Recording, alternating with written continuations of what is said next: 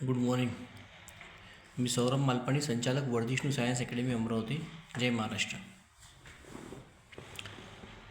आजचा व्हिडिओ बनवण्याचा पर्पज म्हणजे डेमो बॅचेस. मी मागील 10 वर्षापासून कोचिंग क्लास रन करत आहे आणि माझ्या इथे कधीही डेमो बॅचेस मी अरेंज केलेल्या नाही आहेत. परंतु हल्ली एक नवीनच कन्सेप्ट आला आहे. मागच्या 6-7 वर्षापासून बघत आहे की विद्यार्थी कोचिंग क्लासला ॲडमिशन घेताना सगळ्यात पहिले टीचर लोकांना विचारतात, तुमच्या इथे डेमो बॅचेस आहेत का. आता ॲक्च्युली डेमो बॅचेस कोणी द्यायला पाहिजे आणि कुठे असायला पाहिजे. जे टीचर्स लोक नवीन ट्युशन क्लासेस घेत आहेत त्यांनी डेमो बॅचेस घ्यायला काहीही हरकत नाही, कारण की विद्यार्थ्यांना त्यांचं समजेल नाही समजेल यासाठी त्यांना असायला हवेत. परंतु जे लोक आमच्यासारखे 17 वर्षापासून कोचिंग इंडस्ट्रीमध्ये आहेत, ट्युशन क्लासेसमध्ये आहेत, शिक्षण क्षेत्रात आहेत, त्यांनी खरंच डेमो बॅचेस द्यायला पाहिजे का, हा माझ्यासमोर फार मोठा प्रश्न होता. आणि मी याबद्दल मागच्या 7 वर्षापासून विचार करत आहे आणि कधी मी कुठलाही याच्यावर व्हिडिओसुद्धा बनवला नाही आणि माझ्या इथे कधीही डेमो बॅचेस नव्हत्या. पण खूप विचार आणि खूप मंथन केल्यानंतर यावर्षी डिसाईड केलं की कुठलं तरी आपलं इगो बाजूला ठेवून आठवड्यात 2 दिवस आपण विद्यार्थ्यांना कसे शिकवतो हे बघू द्यायला काही हरकत नाही. परंतु काय होते, डेमो बॅचेसमुळे काय होते की जे विद्यार्थी रेग्युलर राहतात, ज्यांना आपल्यावर विश्वास राहते, त्यामध्ये काहीतरी 2-3 नवीन विद्यार्थी येऊन बसतात. ते एक दिवस बसतात आणि एक दिवसानंतर ते आपल्याला जज करतात की बा सर चांगले शिकवत नाही किंवा चांगले शिकवतात. पहिली गोष्ट तो 16 वर्षाचा विद्यार्थी, त्याचं जेवढं वय आहे त्याच्यापेक्षा जास्त आमचा अनुभव आहे. तो आपल्याला एका दिवसात काय जज करणार आहे. ॲटलिस्ट त्याने 15 दिवस बसावं तर तो समजू शकतो की ह्या टीचरचं नॉलेज कुठल्या डेप्थपर्यंत आहे त्याच्या पर्टिक्युलर विषयात. पण होते काय, तो एक दिवस XYZ कोचिंग क्लासमध्ये जाईल, डेमो बॅचेस करेल. त्यानंतर दुसऱ्या दिवशी तो ABC कोचिंग क्लासमध्ये जाईल, डेमो बॅचेस करेल. मग तिसऱ्या दिवशी तो EFG नावाच्या कोचिंग क्लासमध्ये जाईल, तिकडे डेमो बॅचेस करेल. मग काय झालं आहे त्याच्यात, त्या विद्यार्थ्यालाही समजत नाही की आपण काय करतो आहे. ॲक्च्युली माझ्या हिशोबाने जेवढे कॉर्पोरेट कोचिंग क्लासेस आहे यांनीच हा कन्सेप्ट आणला आणि मग हळूहळू करता जे छोटे कोचिंग क्लासेस आहे आमच्यासारखे, त्यांनीसुद्धा या कन्सेप्टला इम्प्लिमेंटेशन करणं सुरू केलं. मी तर 10 वर्षात कधी त्या गोष्टीकडे गेलेलोही नाही आणि मी डेमो क्लासेस दिलेलेसुद्धा नाही आहेत.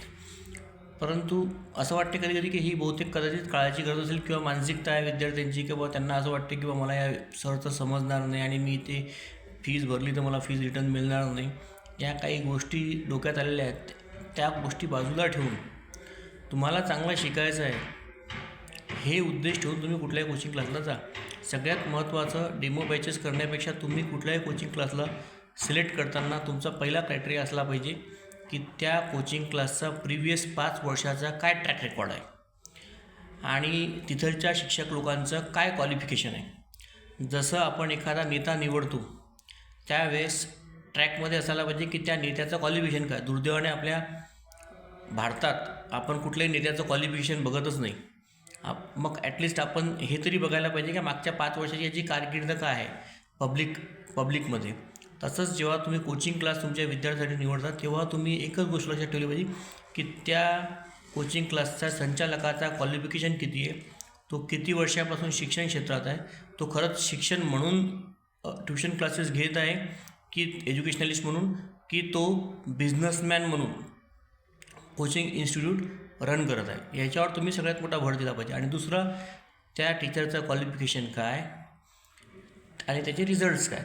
जर त्या कोचिंग क्लासमध्ये दरवर्षी सातत्याने रिझल्ट्स येत आहेत तर तुम्हाला तिथे डेमो घेण्याची काही आवश्यकताच नाही आहे, कारण की त्यांची एक पद्धत डेव्हलप झालेली आहे आणि त्यांना माहिती आहे की अशा पद्धतीने ह्या गोष्टी केल्या की रिझल्ट्स येऊ शकतात. कारण की त्याच्यावर दरवर्षी नवीन विद्यार्थी येतात, नवीन सायकोलॉजीवाले विद्यार्थी येतात. आणि जसं आपण डॉक्टराकडे जातो ट्रीटमेंटसाठी, तर डॉक्टर काय देतो आपल्याला, प्रिस्क्रिप्शन देतो. डायरेक्टली प्रिस्क्रिप्शन डॉक्टर कधीच लिहून देत नसतो. कुठलाही डॉक्टर डायरेक्ट प्रिस्क्रिप्शन लिहून देत नाही.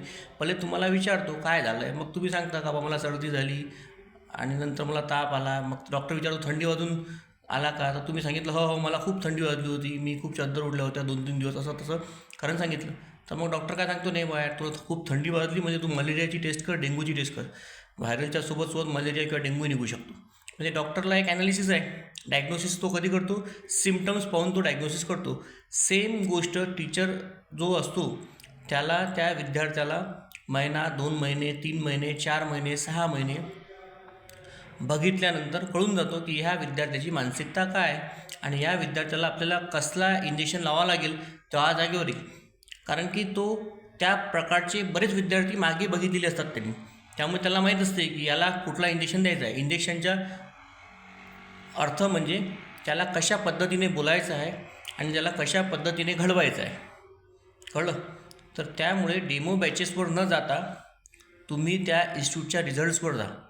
डेमो बॅचेस हे फक्त विद्यार्थ्यांना अडकवण्याचा एक फंदा असू शकतो, पण रिझल्ट्स हे खोटे बनवू शकत नाही. हल्ली काही इन्स्टिट्यूट खोटे रिझल्ट्स बनवतात, पण माझं वैयक्तिक मत आहे, तुम्ही तुमच्या पॉम्पलेटवर जे रिझल्ट्स लिहिलेले आहेत त्या रिझल्ट्सचे जर तुम्हाला फोन नंबर त्या विद्यार्थ्याने मागितले तर तुम्ही ते स्वखुशीने त्या विद्यार्थ्यांना त्यांचे नंबरच द्यावे, जेणेकरून त्या विद्यार्थ्यांचा तुमच्यावर अधिक विश्वास बसेल की हे विद्यार्थी या कोचिंग क्लासमधून पास झालेले आहेत. एवढे बोलून मी माझे 2 शब्द संपवतो. जय हिंद, जय महाराष्ट्र.